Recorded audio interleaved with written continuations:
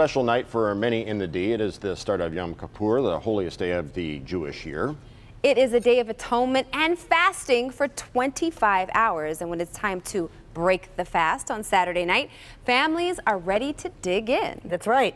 And the meal is actually called break fast. And it's generally a breakfast and more like a brunch.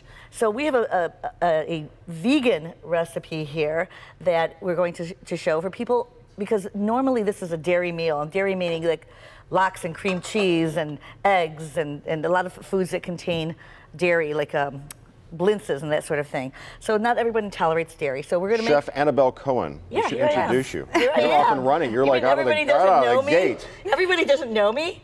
Okay, we're going to start. We're going to have to make a roux. Any macaroni cheese starts usually with a roux, which is a white sauce. Okay, so not la roux. Okay, and we're putting, since we're not using butter, we're using olive oil for this roux. Okay. So we're adding some olive oil. You use about 3 tablespoons of olive oil and about a 1/4 cup of flour. And this is the beginning of any roux. A normal roux would be butter and flour. We're going to cook this until it gets a little bit bubbly and thickened. And then normally you would add milk. But we are adding almond milk, but it's got to be unflavored. You don't want to have vanilla almond milk or anything like that. Unflavored, unsweetened, right? Exactly. Let me hold that for so I'm adding 3 cups of this to the roux. Right here on the side of the screen, we've got the recipe. Yep, and we're making, it makes a white sauce. But we're also adding butternut squash, or any kind of a squash. I've got 3 kinds of squash here: Hubbard, butternut, and acorn squash. It doesn't matter what kind of squash you use. This is 1 cup of puree. It can even be frozen puree.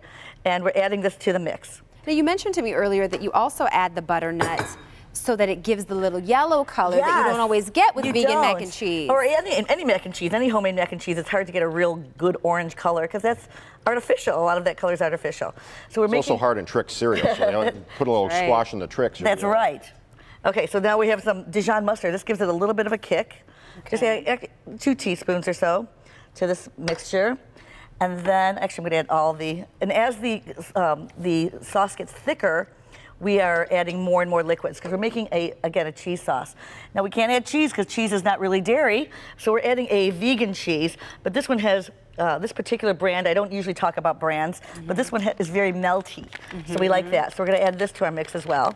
Because you can't just use any vegan cheese. They don't all melt down very well, They don't. Right? They really don't. Okay, so now... What is vegan cheese made out of? Who knows? We don't ask. Don't ask, don't tell. Tapioca starch for starters. Okay, tapioca starch, that's good. She said don't ask, that was awesome. We don't ask. So we're making the sauce, and the sauce is getting thicker and thicker.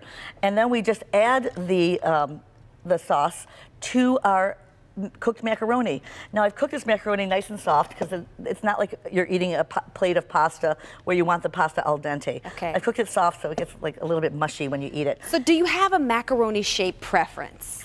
Does it matter? Well, macaroni is always elbow. Okay. Pasta, you can use any pasta, shells or bow ties or curlicues, anything you really want to use. But macaroni is specific to this shape. It has to be that shape. It is. Okay, but does it have to be for your recipe? Nope. For the recipe, you can use anything you want. Okay, so now I have my sauce, and it's getting thicker and thicker, and I'm going to add it to my pasta.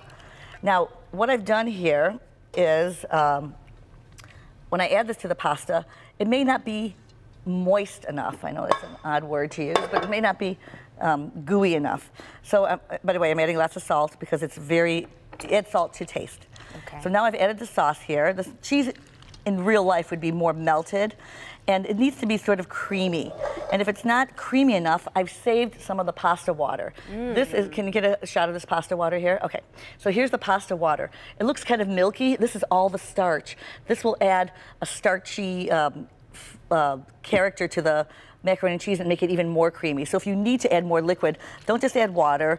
You can add a little bit more milk, but the starchy water is a great addition. That's a great tip. So save a little of the pasta water. Yep, exactly. So then my macaroni and cheese here is done. And I'm going to taste it under normal circumstances for salt, because if it's not salty, it's going to be very bland. I'm going to transfer it into a baking dish. This baking dish isn't really quite big enough, but so I would probably use 2 of them. For TV purposes, it's just fine. It's perfect. It actually is TV friendly because it's downsized. Okay. And I'm going to add a little bit of cheese on the top. And then I'm just going to bake this. And then I'm going to pull it out. Now, and we're going to eat. And you can. And this is cheddar style shreds. Exactly, because they can't say cheddar because cheddar is something very specific that includes milk, right? So this is our finished macaroni and cheese. See how it looks very, very creamy? I'm going to have you try it. Now, you had mentioned that this is for the breaking of the fast, which is true, but you can also, because it is dairy-free, be served the night before, which is a feast before the fast. And what's great about it is that that meal is usually not, you know, traditionally you don't mix milk and meat in a meal. And if traditionally the meal before is chicken or roast or something that is not dairy. Okay, so we're running out of time, so please tell us about your catering business and how I'm a people can caterer, contact catering you. for a long, long time. You can go to my website, AnnabelleCohenCooksDetroit.com. You got to spell my name right. And I've been catering for many, many years. And I also am a cooking instructor. I do cooking classes in my facility in Walled Lake. And I'm a writer. I write for all the newspapers, but all of these recipes are actually from the Detroit Jewish News from a couple of weeks ago. Okay, and we will also post the recipe for this on our Live in the D page at clickondetroit.com. So make sure you check it out.